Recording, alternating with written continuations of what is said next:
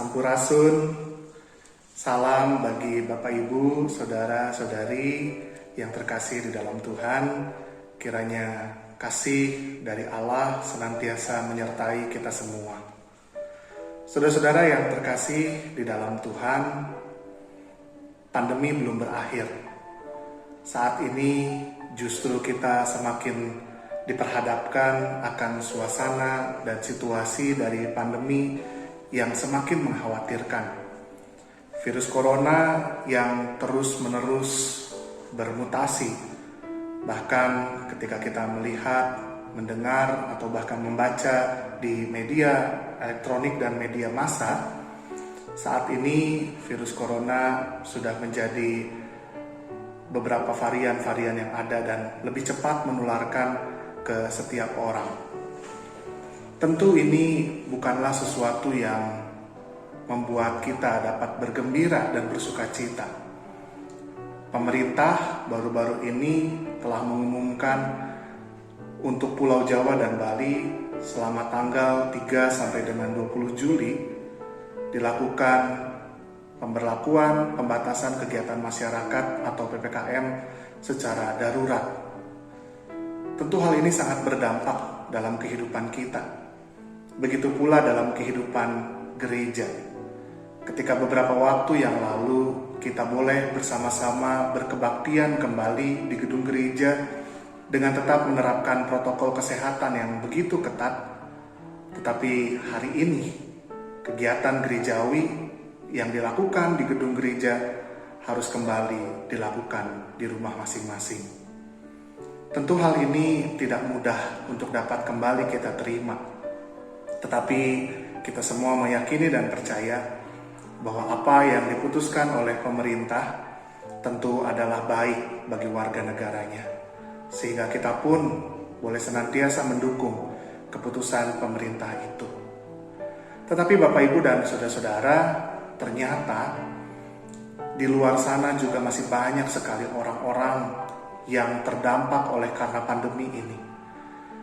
Ketika di awal pandemi dilakukan PSBB, orang-orang lantas kemudian menjadi panik. Mereka berbelanja kebutuhan untuk diri mereka sendiri tanpa pernah memperdulikan orang lain sesamanya. Dan hari ini, ketika kita melihat orang-orang juga begitu panik, orang-orang begitu bersikap seolah-olah tak peduli terhadap sesama mereka yang membutuhkan. Kejadian itu seolah-olah membuat kita tak pernah belajar dari pengalaman-pengalaman masa lalu. Jika pada saat pandemi pertama orang-orang mengalami kepanikan dengan membeli masker dan hand sanitizer secara berlebihan, kalau pada saat ini maka yang diincar adalah kebutuhan-kebutuhan sekitar obat-obatan, makanan, dan juga minuman. Kita menyaksikan di media sosial yang ada, ketika orang-orang saling berebutan tanpa peduli satu dengan yang lain, ketika harga obat-obatan menjadi semakin tinggi karena semakin langkanya obat-obat tersebut berada di apotek, maka ini adalah satu kenyataan yang harus kita sikapi sebagai orang percaya. Kita sebagai orang percaya dipanggil untuk memberi teladan melalui sikap dan perbuatan kita. Di tengah situasi yang sulit ini, maka apakah yang dapat kita berikan dalam keteladanan hidup kita? Maka Bapak Ibu dan Saudara-saudara yang terkasih, yang pertama dalam memberikan teladan bagi kehidupan di sekitar kita sebagai orang percaya, yang pertama adalah tidak panik berlebihan. Kita tahu bahwa pandemi ini belum berakhir. Kita tahu bahwa pandemi ini juga bukan hanya dialami oleh diri kita, tapi juga oleh saudara-saudara kita yang lain. Yang kedua adalah, walaupun kita semua mengalami dan merasakan akibat dari pandemi ini, kita dipanggil untuk tetap menyatakan kepedulian kita. Kepedulian yang bisa dinyatakan lewat menolong, menghibur, memberikan kata-kata penguatan bagi saudara-saudara kita yang terdampak akibat pandemi ini.